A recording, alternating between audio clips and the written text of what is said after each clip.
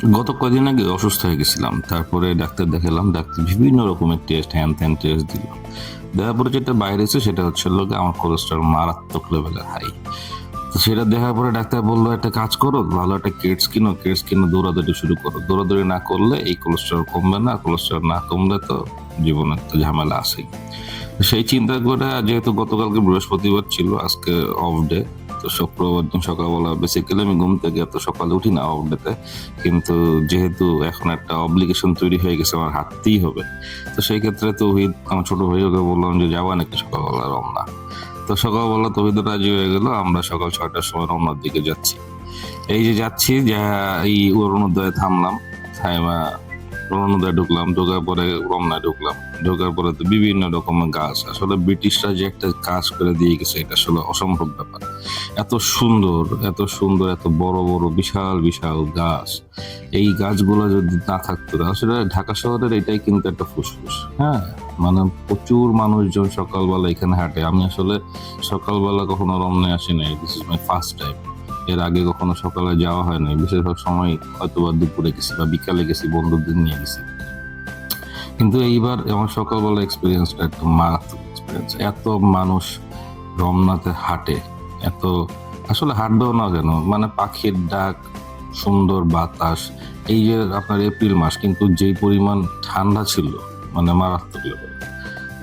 আল্লাহ যে, মানে আসলে যে যে গাছ যে আমরা লাগাই না, গাছের কারণে যে আসলে কত কিছু, কত ঝামেলা থেকে যদি আমরা মুক্ত পাইতে পারতাম, সেটা যদি মানুষ বুঝতো। গাছ লাগাই না দেখে কিন্তু এরকম একটা ব্যবস্থা হচ্ছে।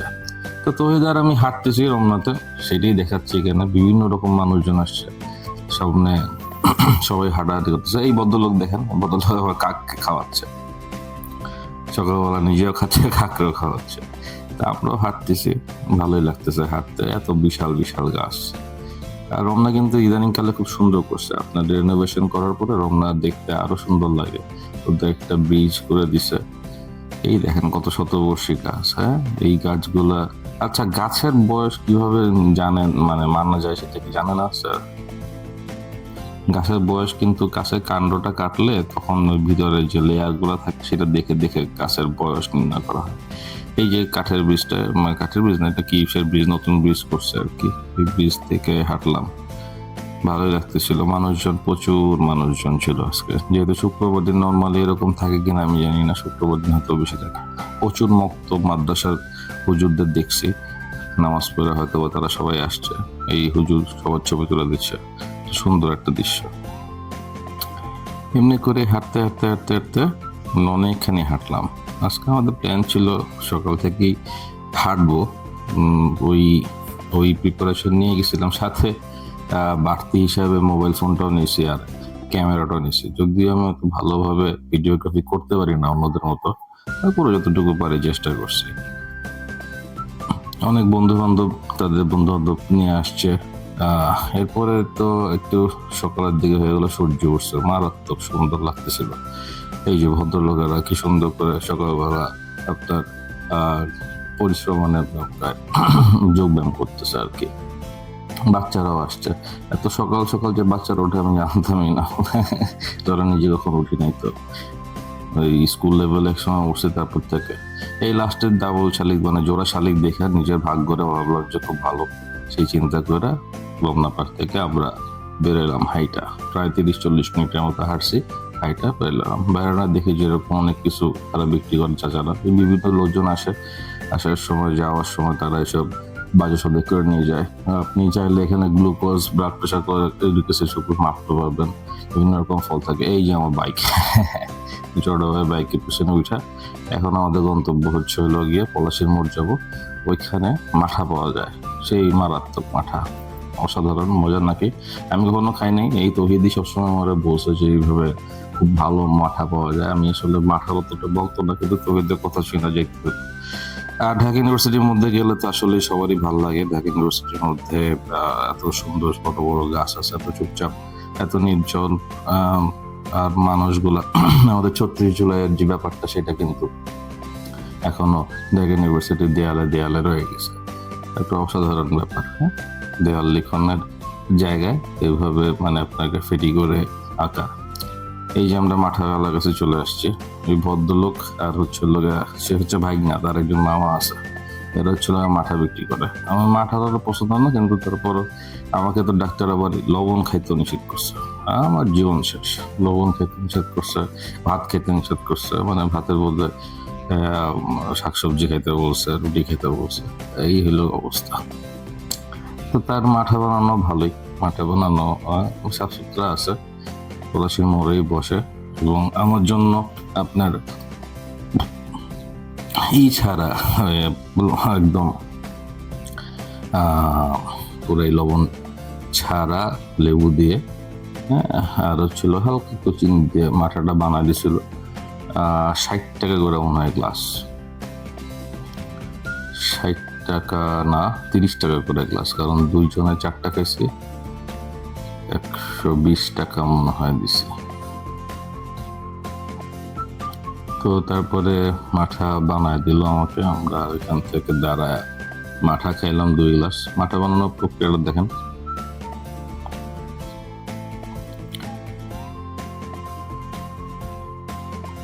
প্রথমে লেবু দেয়, লেবুর পরে আপনার ওই যে মাখনটা দেয়, মাখন দিয়ে আবার লেবু দেয়, তারপর চিনি লবণ দিয়ে তারপরে এইভাবে, এটা আমরা যেমন গোটা দিই উনি হচ্ছে ওইভাবে এটাকে গুটে।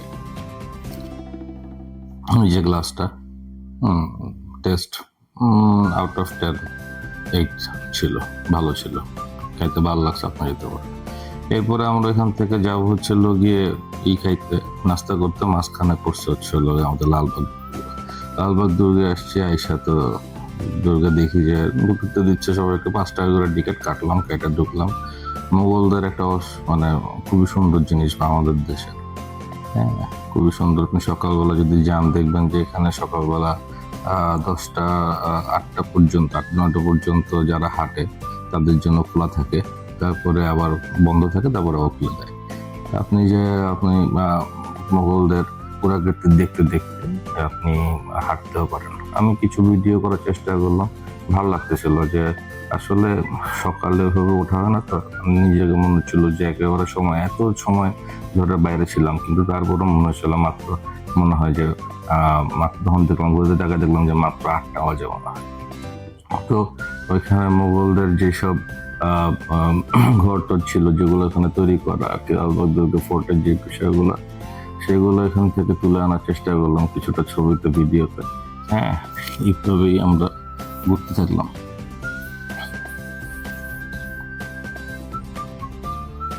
তো এই কখনো ছবি তুলো না, আমিও ছবি এভাবে তুলে নিই, আমরা খালি দেখতেছিলাম আসলে মানুষজন কি করে। তবে আমার একটা প্রশ্ন, মানে দেখে একটা প্রশ্ন হচ্ছে যে এত সুন্দর একটা জিনিস কিন্তু একদম সাথে অ্যাডজাস্টমেন্ট করে একদম নতুন যে বাড়িগুলা অর্ধেক অর্ধেক বানায় রাখছে, কোনোটা রং আছে কোনোটা রং, কেন এরকম করছে আসলে বুঝি না। হ্যাঁ, তো মোগল মানে একটা ফোর্টের এত কাছাকাছি জমি তাদের বাপ দাদা কেমনে করে হলো সেটা আমি জানি না, তুই জানলে একটু জানাবেন প্লিজ। এত সুন্দর একটা বিষয়, কিন্তু এখনো ঠিক করে রাখছে, যতটুকু আছে অবশিষ্ট ততটুকু ঠিক করে রাখছে। দেখতে খুবই সুন্দর লাগতেছিল, কিন্তু সকালে রোদের আলোটাতে আরো ভালো লাগছিল। এই মাঝখানে একটা পুকুরের মতো আছে, কিন্তু ওইটা পুকুরের মতো কোনো পানি নেই, একটা দিঘির মতো আর কি, মানে পুকুরের দিঘি, এখান থেকে শীষ মহলটা দেখা যায়, কিন্তু ওইটা একদম নতুন রিনোভেট করছে। কিন্তু যেটা করছে হচ্ছে চুনসুরকি ইউজ না করে ওই জাস্ট একটা টেক্সচারটা আনছে হচ্ছে সে, কিন্তু দেখা যায় যে পুরোটাই হচ্ছে আমাদের বর্তমানে প্লাস্টারের মতো। তো ওই যে একটা ব্যাপার, পুরনো যে একটা ব্যাপার, সেই জিনিসটা কিন্তু তারা তুলতে পারে নাই। এটা একটা আমার কাছে মনে হচ্ছে যে না, এটা ঠিক জাস্টিস হয় নাই ব্যাপারটার জন্য। যাই হোক, ওইখান থেকে আমরা লালবাগ কেল্লা দেখে আমরা এখন যাব হচ্ছে গিয়ে মদিনা হোটেলে যাব। মদিনা মিষ্টান্ন ভান্ডার নাকি একটু একটা দোকান, মানে কি পরিমাণ যে মানুষ ছিল। আমরা যাওয়ার পরে প্রায় 15 মিনিট দাঁড়ায় থাকা লাগছে, দাঁড়ায় থাকা আপনার এইভাবে লুচিগুলো ভাজতেছে, লুচিগুলো খুব মজার, মানে ছোট পরোটার ছোট সাইজ। এই যে ডাল ঘুটনি বেসিক্যালি এটার মধ্যে আলু থাকে, ডালটা থাকে, খুবই টেস্টি, হ্যাঁ, অনেক মজা লাগে খাইতে। তো আমরা ওইখানে বসে যে মানুষজন খাইতেছে, মানে যা দাঁড়ায় রয়েছি। আমি তো কখনো এরকম ভিডিও টিডিও করি না, প্রথমবারের মতো চেষ্টা করতেছি, তো তাই আমার একটু লজ্জা লজ্জা লাগতেছিল। হ্যাঁ, মানুষজন খাচ্ছে, ছবি তুলতেছে। এই যে 3টা পরোটা দেয় আর একটা ডাল ঘুটনি দেয়, আবার হচ্ছে লোক যে বুরিন্দা চাইলে বুরিন্দা দেয়, বুরিন্দাটাও মজা এবং ওই পরোটাগুলো মচমচে। হ্যাঁ, খুবই মচমচে পরোটা। সব মিলায় 3টা পরোটা, আপনার ঝাল রুটি, 2টা নাস্তা নিয়েছিলাম, প্রায় 6টা পরোটা আপনার এই, তারপর যে আলুদের এই আলু এবং বুরিন্দা সব কিছু মিলায় মাত্র কত, মাঝখানে চাও খেয়েছিলাম। চাটা মজা, চাটা মজা। ওদের সাথে কিন্তু মিষ্টিও পাওয়া যায়, বিভিন্ন ধরনের মিষ্টি আছে আপনার, বিভিন্ন ধরনের ছানা, তারপরে হচ্ছে হলো গিয়ে আপনার বেরেস্তা টেরেস্তা কিছুই আছে। তাহলে চাইলে এখান থেকে কিনে নিতে পারেন। হ্যাঁ, আমার কাছে নাস্তাটা খারাপ লাগে নাই, চাটাও ভালো লাগছে। সব মিলে মাত্র 130 টাকা বিল হয়েছে। এই দুজনের মূলা পেট ভরা খাইছি, মাত্র 130 টাকা বিল হয়েছে। এবার এখান থেকে আমরা যখন ফিরে, এরপরে আর কিছু করার ছিল না, এরপর আমরা হাঁটতে আর বাইক উঠে গেলাম, চলে আসবো বাসায়। এই আর কি, এইভাবে প্রথম দিনটা কাটাইলাম। গতকালকে ডাক্তার বলার পরে এই প্রথমবারের মতো আমি সকাল 5টার সময় উঠে রমনাতে গেলাম, হাঁটাহাঁটি করলাম, অন্যান্য জায়গায় গেলাম। ফিলিংসটা খুবই ভালো, মারাত্মক ভালো ফিলিংস এবং খুবই ভালো লাগছে। ইনশাল্লাহ আবারও যাব। আর এটার সাথে সাথে আমি নিজেও একটু দেখলাম যে যেহেতু বেরোচ্ছি, সকালের পরিবেশটাও মোবাইল বা ক্যামেরাতে নিয়ে আসা যায়, একটা ছোটোখাটো ব্লগের মতো করে। আর আমি যেহেতু সবকিছু সময় নতুনত্ব পছন্দ করি, নতুন নতুন থাকতে পছন্দ করি, সেটাই করছি। তো এই হলো আজকে আমার ব্লগ। পরবর্তীতে যদি আপনাদের ভালো লেগে থাকে জানাবেন, আর যদি মনে হয় যে আমি এরকম করতে পারি তাহলে উৎসাহ দিবেন, আর যদি মনে হয় যে না ভালো লাগতেছে না তাহলে ডিসলাইকও দিতে পারেন।